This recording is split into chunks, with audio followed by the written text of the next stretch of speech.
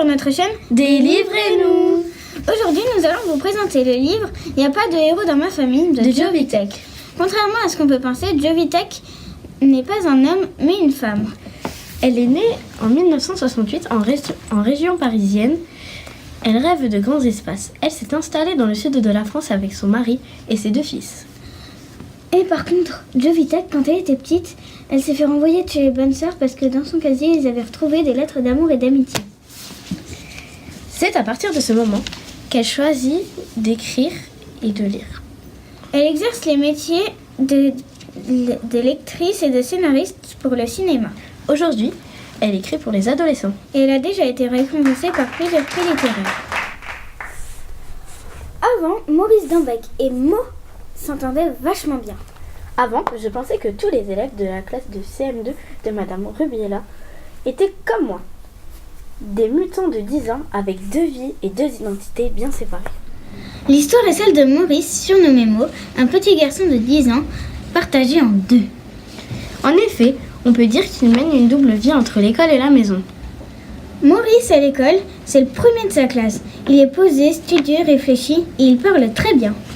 Mo, à la maison, est surnommé Petite Tête ou Bouffon à lunettes par ses frères et sœurs. Sa famille est très bruyante, la télé est toujours allumée et il crie très fort. Et en plus, ils emploient un langage très fleuri, si vous voyez ce que je veux dire. Même Mo dit des gros mots à la maison. On peut dire que Mo est un garçon épanoui et heureux. Il vit au sein d'une famille très aimante.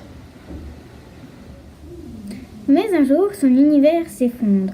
Tout débute le jour où il va chez son copain Hippolyte pour faire un exposé. Là, il découvre un mur rempli de photos d'ancêtres, tous des héros. Chirurgiens, acteurs, prix Nobel. Là, il se rend compte que chez lui, il n'y a pas de héros, que des héros. Mo sent le jugement négatif de la mère d'Hippolyte. C'était ça, un coup monté. Madame Castan avait fui notre appartement. Tout le reste du chemin, je me suis demandé pourquoi. Pourquoi elle était partie si vite, à toute borne comme Titi, quand il décolle du quartier. Quoi, ça puait chez nous? C'était trop moche pour y passer un après-midi? Trop bruyant? Les réponses cavalaient dans ma tête. Des réponses qui faisaient mal au ventre comme la musique de Titi à coups de boum boum. Les réponses qui me rendaient honteux, sale et tout rabougri. Alors qu'il était si fier d'eux auparavant, il va soudain avoir honte de sa famille qui n'a pas de héros, que des héros. Et cette situation va le rendre bien triste. Mo va-t-il réussir à dépasser ce traumatisme? Si vous voulez le savoir, allez lire ce roman. Nous avons adoré ce livre. La preuve en est que moi, je l'ai lu en une matinée. Et moi, j'avais hâte de retrouver ce livre pour Silence en lit. Et avant d'aller me coucher, très facile de s'identifier à Mo, car il a presque notre âge. On peut s'imaginer faire partie de sa classe. Ce récit est plein d'entrain, d'humour et les personnages sont très attachants. Si vous aimez la famille Tuche, vous aimerez forcément la famille de Mo. Au revoir et à bientôt sur notre chaîne Délivrez-nous.